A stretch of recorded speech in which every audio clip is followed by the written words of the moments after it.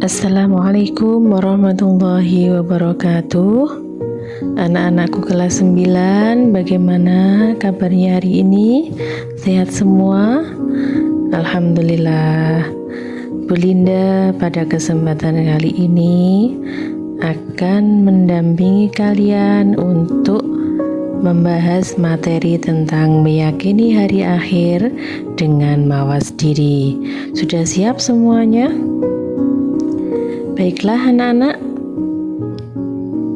kita mulai dengan pengertian dan dalil dari hari akhir.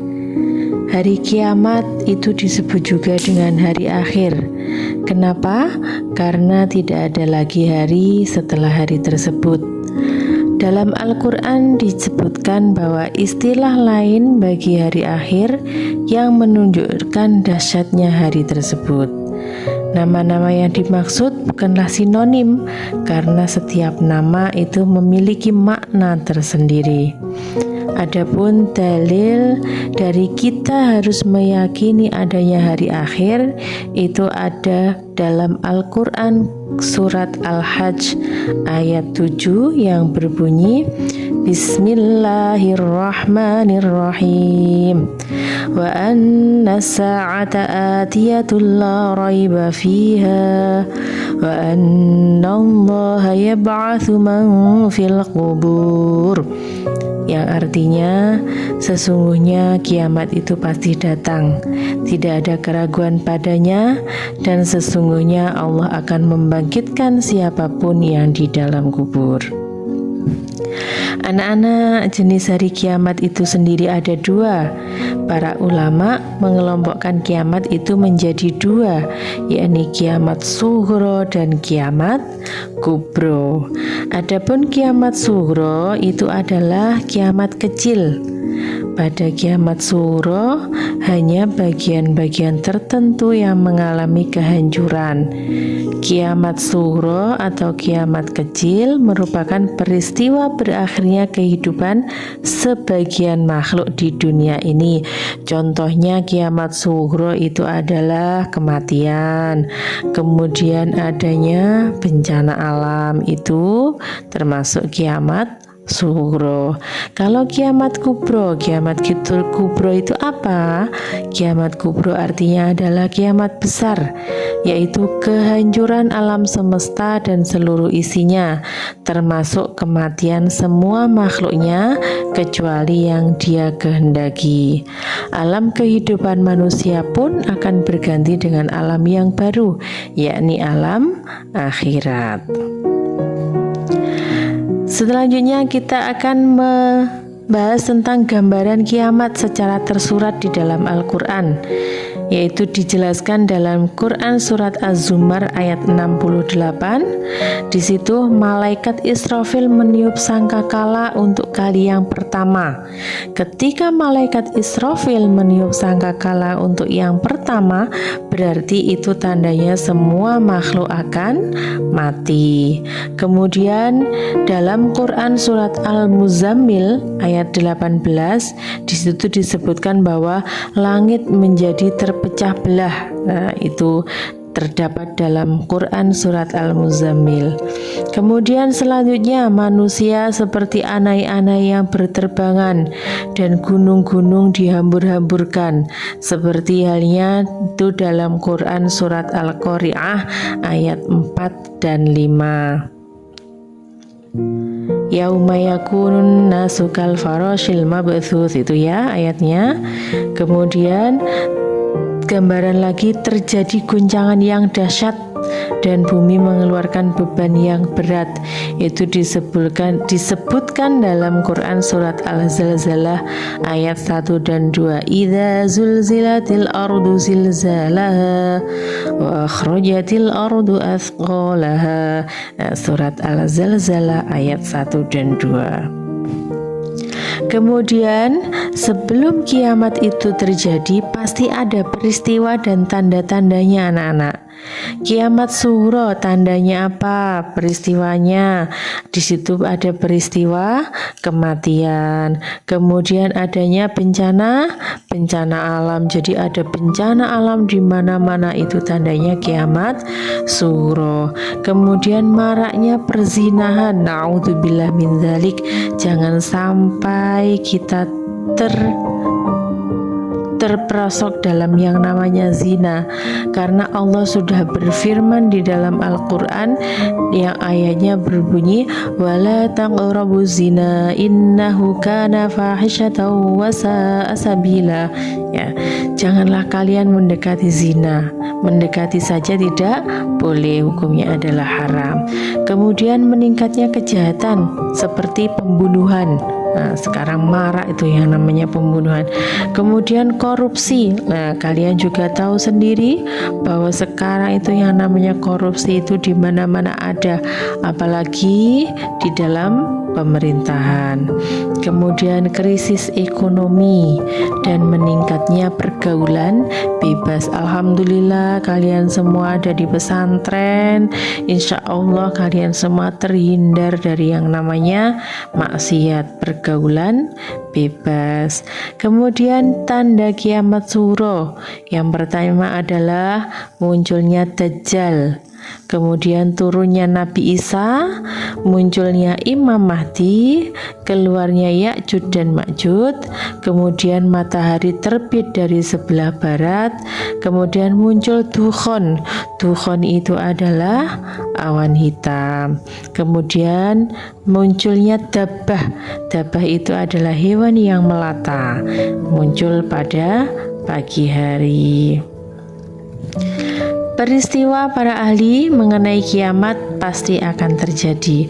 Menurut ahli astronomi, beliau mengatakan bahwa bumi dan planet-planet lainnya berputar mengelilingi matahari secara teratur dan sempurna. Namun, daya tarik-menarik itu semakin lama akan semakin berkurang, bahkan hilang sama sekali. Akhirnya akan saling bertabrakan dan hancur alam jagat raya ini ketika planet-planet bumi itu saling bertabrakan, maka semuanya akan mengalami kehancuran. Kemudian pendapat para ahli lagi mengenai hari kiamat. Menurut ahli geologi itu tentang tanah, ada yang ada di dalam perut bumi, itu namanya geologi, menyatakan bahwa di dalam perut bumi itu terdapat gas panas yang berkembang dan terus-menerus menekan ke arah luar bumi. Namun lama-kelamaan gas yang ada semakin melemah sehingga tekanan dari luar semakin kuat, mengakibatkan gas bumi meledak dengan ledakan yang sangat dahsyat dan mengeluarkan isi bumi. Ini bisa kalian bayangkan, itu adalah gunung yang meletus. Jadi gunung yang meletus itu mengeluarkan yang namanya lahar panas dari dalam bumi, kemudian meledak, terjadilah bumi mengeluarkan isinya yang berupa lahar panas. Oke, kemudian rangkaian peristiwa kehidupan di akhirat. Jadi setelah manusia meninggal itu masih ada tahapan-tahapan lagi. Jadi tidak langsung menuju ke akhirat, tapi masih ada kehidupan setelahnya, yaitu ada yaumul barzakh.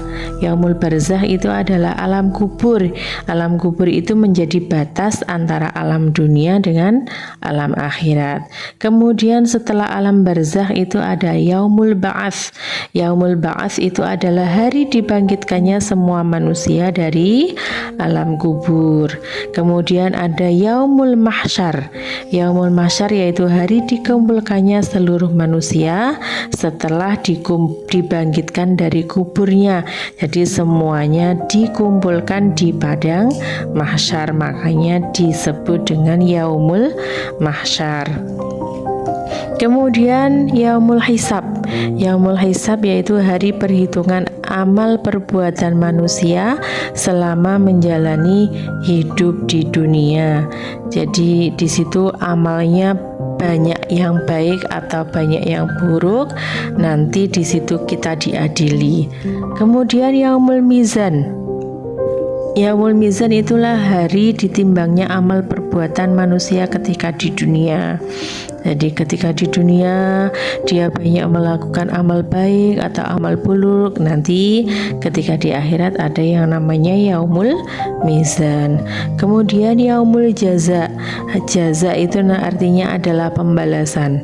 Jadi yaumul jaza itu adalah hari dibalasnya amal perbuatan manusia. Setelah melewati rangkaian itu tadi, peristiwa-peristiwa tadi, baru ada yang namanya surga dan neraka. Bagi yang beramal baik akan masuk surga, dan sebaliknya bagi yang beramal buruk akan masuk neraka. Semoga kita semua sebagai ahlul jannah semuanya masuk ke dalam surganya Allah. Amin Allahumma amin. Mawas diri sebagai hikmah dari iman kepada hari akhir.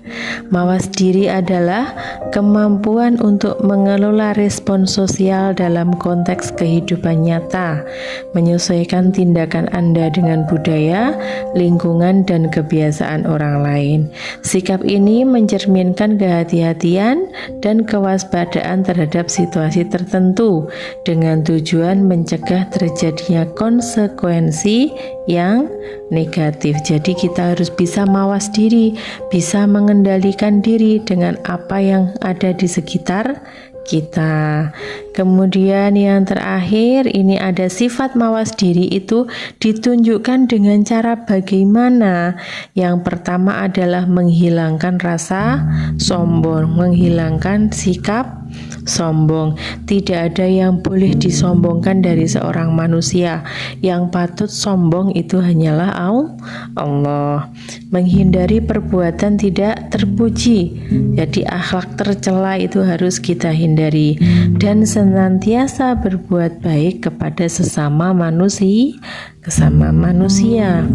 Kemudian berperilaku adil dalam kehidupan di dunia ini, termasuk adil terhadap Allah dengan mengutamakan ibadah dibandingkan hal-hal lainnya yang bersifat duniawi. Jadi ketika kita sudah melakukan apapun, kok misalkan itu sudah masuk waktu sholat, jadi kita harus meninggalkan apa yang kita kerjakan, harus mendahulukan sholat. Kemudian hindari perbuatan yang tidak diridhai oleh Allah, perbuatan yang diharamkan oleh Allah, dan senantiasa berdoa kepada Allah agar senantiasa diberi kebaikan di dunia dan di akhirat. Jangan berhenti berdoa, karena orang yang tidak mau berdoa itu adalah orang yang sombong. Berperilaku jujur dengan menyesuaikan antara perkataan dan perbuatannya, atau tidak bersifat munafik. Jadi orang yang jujur itu antara perkataan dan perbuatan itu pasti sama. Jangan bersifat munafik. Jadi kalau orang munafik, kalian pasti ingat tanda-tanda orang munafik ada berapa? Ayatul munafiki salasun. Tanda-tanda orang munafik itu ada di 3. Idza hadatsa kadzaba. Ketika dia berbicara selalu berbohong. Wa idza wa'ada akhlafa. Ketika dia berjanji selalu ingkar. Wa idza tumina khana. Ketika dia dipercaya maka dia akan berkhianat. Na'udzubillah min dzalik. Jangan sampai kalian dalam diri kalian ada salah satu di antara 3 tanda itu. Kalau kalian tahu itu adalah tanda dari sifat orang yang munafik, maka segera harus kalian hindari. Oke, terima kasih anak-anak atas perhatiannya.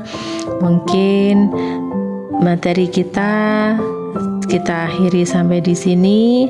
Ada kurang lebihnya mohon maaf. Bu Linda mohon maaf. Semoga yang Bu Linda sampaikan ini bisa kita ambil pelajaran, bisa kita amalkan dalam kehidupan kita. Semoga kita semua menjadi ahlul jannah semua akan masuk ke dalam surganya Allah. Amin Allahumma amin. Terima kasih, kami akhiri, ada kurang lebihnya mohon maaf. Wallahul muwaffiq ila aqwamit thoriq. Wassalamualaikum warahmatullahi wabarakatuh.